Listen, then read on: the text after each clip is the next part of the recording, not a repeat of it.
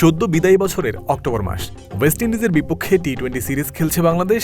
একটা ম্যাচে দলের বিপদের মুহূর্তে ব্যাট হাতে নেমে চরম ব্যর্থ হলেন শামীম পাটোয়ারি। হারের পর আফটার ম্যাচ প্রেজেন্টেশনে এসে লিটন দাস কোনো রাগ ঢাক না রেখেই শামীমের ওপর হতাশা প্রকাশ করেছিলেন। বলেছিলেন তার দায়িত্ব নিয়ে খেলা উচিত ছিল, সবসময় শুধু ব্যাটিং উপভোগের কথা ভাবলেই চলবে না। ঠিক পরের সিরিজ আয়ারল্যান্ডের বিপক্ষে দল থেকেই বাদ পড়লেন শামীম। যদিও সংবাদ সম্মেলনে এসে অধিনায়ক লিটন দাস জানালেন, নির্বাচকরা তার কাছে কোনো নোটিশ ছাড়াই শামীমকে বাদ দিয়েছে দল থেকে। শামীমের বাদ পড়ার পেছনে কোনো কারণ দেখেন না তিনি।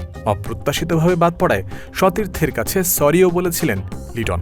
আমি জানি না কেন, বাট সিলেক্টর আমাকে কোনো কিছু নোটিশ ছাড়াই শামীমকে বাদ দিয়ে দিয়েছে টিম থেকে, উইদাউট এনি নোটিস।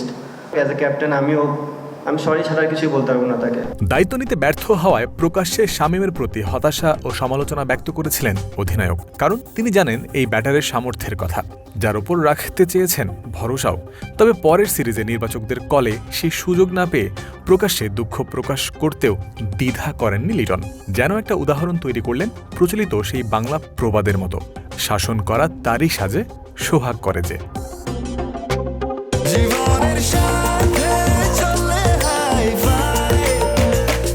স্বাস্থ্যকর অল টাইম হানিকম, সব সময় অল টাইম হেলদি লাইফ।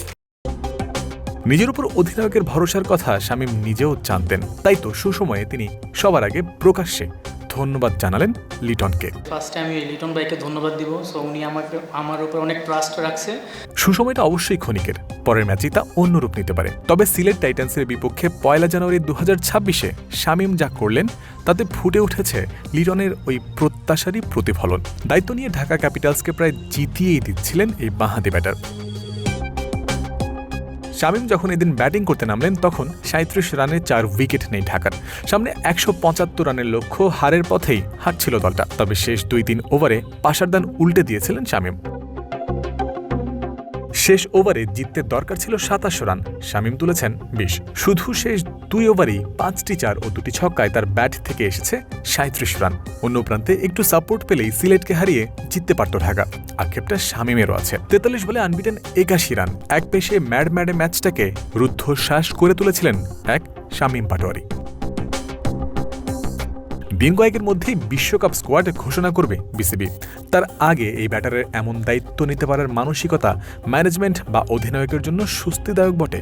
একই সাথে শামীম আরেকটা জিনিস বুঝিয়ে গেলেন, দায়িত্ব নেওয়া মানেই স্লো খেলে কোনো রকম একটা টোটাল গড়া নয়, দায়িত্ব নেওয়া মানেই সম্মানজনক পরাজয়ের জন্য খেলা নয়।